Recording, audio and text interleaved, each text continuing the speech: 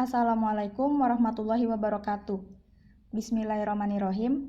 Pada kesempatan kali ini, kelompok kami akan mempresentasikan tentang HIV dan AIDS. Pengertian dan gejala HIV dan AIDS akan dijelaskan oleh Naufal Razan Muhammad Hakim. Penyebab dan diagnosis HIV dan AIDS akan dijelaskan oleh Halisah Zakira Sabila. Yang terakhir, pengobatan dan pencegahan HIV dan AIDS akan dijelaskan oleh Nabil Adena Fadlur Rahman. Pengertian HIV dan AIDS.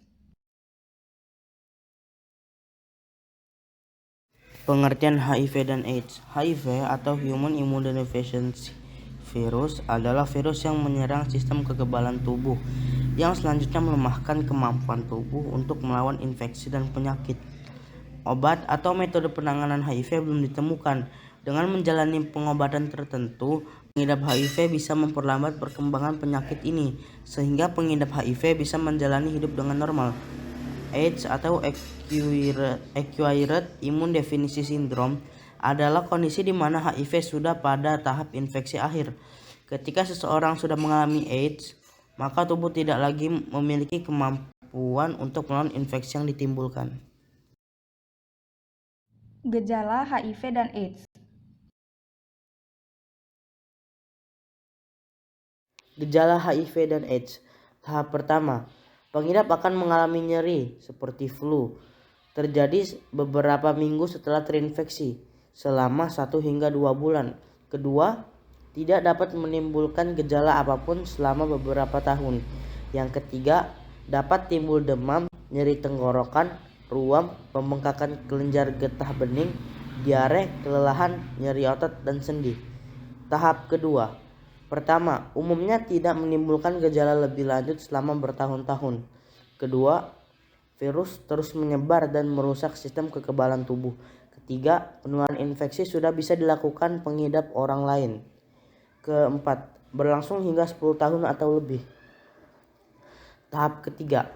Pertama, daya tahan pengidap rentan sehingga mudah sakit dan akan berlanjut menjadi AIDS. Yang kedua, demam terus-menerus lebih dari 10 hari. Yang ketiga, merasa lelah setiap saat. Yang keempat, sulit bernapas. Yang kelima, diare yang berat dan dalam jangka waktu yang lama. Yang keenam, terjadi infeksi jamur pada tenggorokan, mulut, dan vagina. Yang ketujuh, timbul bintik ungu pada kulit yang tidak akan hilang. Dan yang terakhir, hilang nafsu makan sehingga berat badan turun drastis. Penyebab HIV dan AIDS. AIDS disebabkan oleh Human Immunodeficiency Virus atau HIV. HIV yang masuk ke dalam tubuh akan menghancurkan sel CD4. Sel CD4 adalah bagian dari sel darah putih yang melawan infeksi. Semakin sedikit sel CD4 dalam tubuh, maka semakin lemah pula sistem kekebalan tubuh seseorang. Penularan HIV terjadi saat darah, sperma atau cairan vagina dari seseorang yang terinfeksi masuk ke dalam tubuh orang lain. Hal ini dapat terjadi melalui berbagai cara, antara lain hubungan seks, berbagi jarum suntik, dan transfusi darah. Selain melalui berbagai cara tersebut, HIV juga bisa menular dari ibu hamil ke janin yang dikandungnya. Penularan virus HIV pada anak juga dapat terjadi pada proses melahirkan atau melalui eri susu ibu saat proses menyusui. Faktor resiko AIDS HIV bisa menginfeksi semua orang dari segala usia.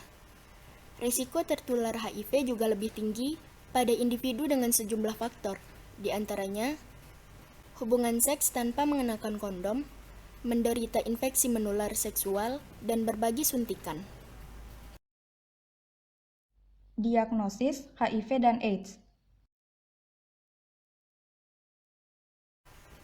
Untuk memastikan apakah pasien terinfeksi HIV, maka harus dilakukan tes HIV. Screening dilakukan dengan mengambil sampel darah atau urin pasien untuk diteliti di laboratorium. Jenis screening untuk mendeteksi HIV adalah tes antibodi dan tes antigen. Bila screening menunjukkan pasien terinfeksi HIV atau HIV positif, maka pasien perlu menjalani tes selanjutnya. Tes berikut juga dapat membantu dokter mengetahui tahap infeksi yang diderita, serta menentukan metode pengobatan yang tepat. Beberapa tes tersebut antara lain, hitung sel CD4. CD4 adalah bagian dari sel darah putih yang dihancurkan oleh HIV. Pemeriksaan viral load atau HIV RNA. Pemeriksaan viral load bertujuan untuk menghitung RNA, bagian dari virus HIV yang berfungsi menggandakan diri. Kemudian, tes resistensi atau kekebalan terhadap obat. Pengobatan HIV dan AIDS.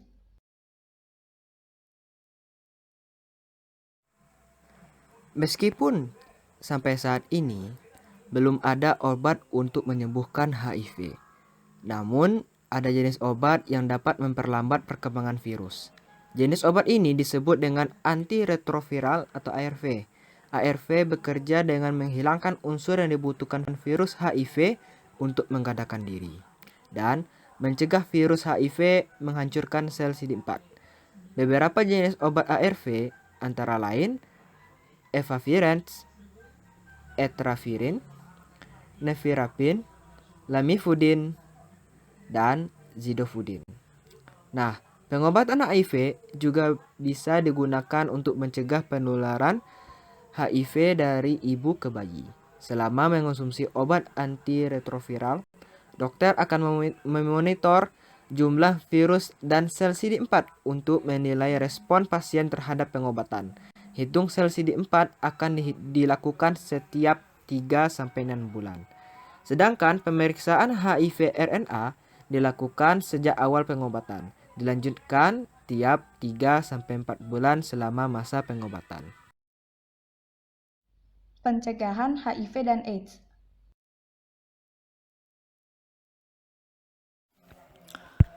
Pencegahan. Nah, sampai saat ini belum ada vaksin yang dapat mencegah infeksi HIV. Meskipun demikian, infeksi dapat dicegah dengan beberapa langkah berikut. Yang pertama, gunakanlah kondom yang baru tiap berhubungan seks, baik seks melalui vagina atau melalui dubur. Bila memilih kondom dengan pelumas, pastikan pelumas yang berbahan dasar air. Hindari kondom dengan pelumas yang berbahan dasar minyak, karena dapat membuat kondom bocor. Untuk seks oral, gunakanlah kondom yang tidak berpelumas.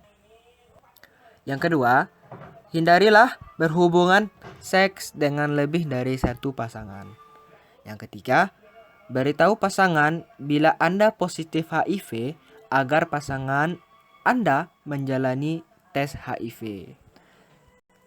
Keempat, diskusikan kembali dengan dokter bila Anda didiagnosis positif HIV dalam masa kehamilan, mengenai penanganan selanjutnya dan perencanaan persalinan untuk mencegah penularan dari ibu ke janin.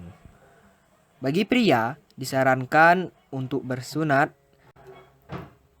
demi mengurangi risiko terinfeksi HIV.